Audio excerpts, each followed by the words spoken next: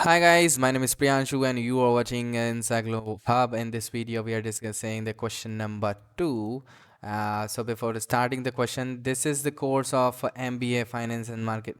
So this is from MMPC 006 and before this, we are providing all the solutions of the assignments. So you can contact us on our WhatsApp number, which is a paid service. So you can message us on our WhatsApp number. You can call also.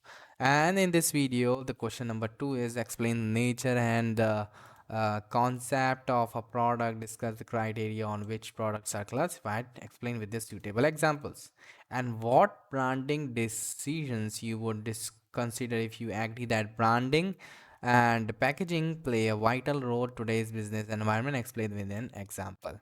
So this is the question 2, in which there are the two questions. If you need an answer of these questions, so you can contact us without any hesitation. We will provide all the answers in a PDF form. Thank you so much. And if you need any help regarding this, you can call also. Thank you.